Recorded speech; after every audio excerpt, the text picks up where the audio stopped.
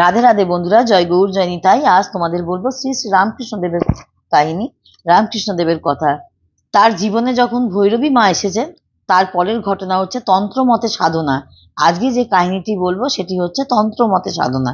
শ্রী রামকৃষ্ণদেব কিন্তু তন্ত্র মতেও সাধনা করেছিলেন, সেই কাহিনীটি তোমাদের বলবো। শ্রী রামকৃষ্ণ একদিন কালীবাড়ির ফুল বাগানে ফুল তুলছিলেন মাকে সাজাবেন বলে। ফুল বাগানটি গঙ্গার একেবারে কিনারায়। এমন সময় দেখেন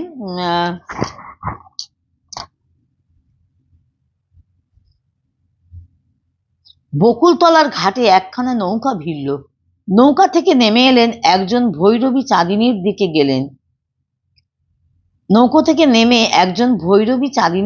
গেলেন। ফুল তোলার পর ঘরে ফিরে এসে শ্রী রামকৃষ্ণ হৃদয়কে ডেকে বললেন, ভৈরবীকে এখানে নিয়ে আয়।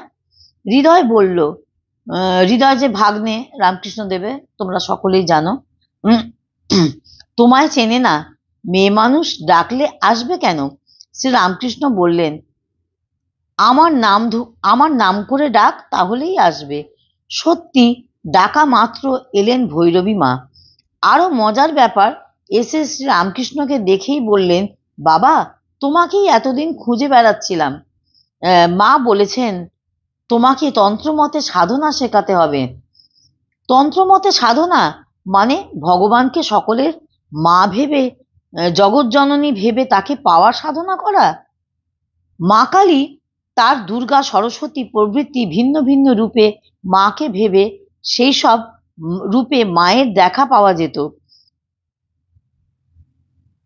মায়ের দেখা পাওয়ার জন্য বিভিন্ন সাধনা আছে, মায়ের কাছে পৌঁছাবার বিভিন্ন পথও আছে। ভৈরবী রামকৃষ্ণকে দিয়ে একে একে তন্ত্রের সমস্ত সাধনা করালেন। সব রকম, যত রকম তন্ত্র সাধনার নিয়ম আছে সেরকম তাকে সাধনা করিয়েছিলেন। শ্রী রামকৃষ্ণ আগেই তো ব্যাকুল হয়ে একা ছুটে মা কালীর কাছে পৌঁছলেন। এখন নানা পথ ধরে ভৈরবী তাকে সেখানেই নিয়ে গেলেন।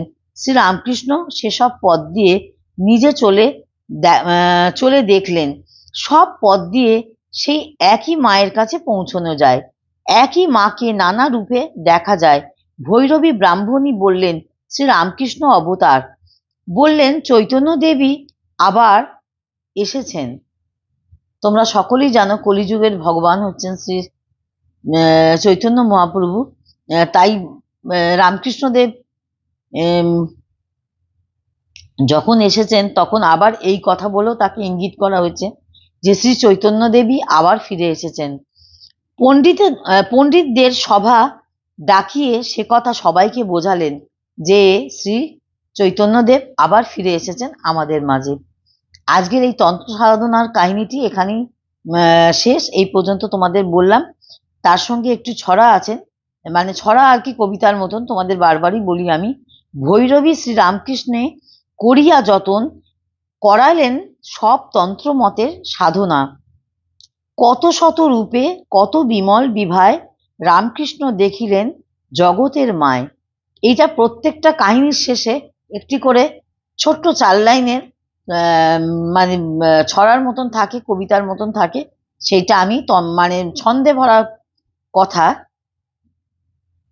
রামকৃষ্ণ দেবের, সেটাই আমি তোমাদের প্রত্যেকবারে প্রত্যেকটা গল্পের শেষে আমি তোমাদের পাঠ করে তারই মধ্যে শোনাই।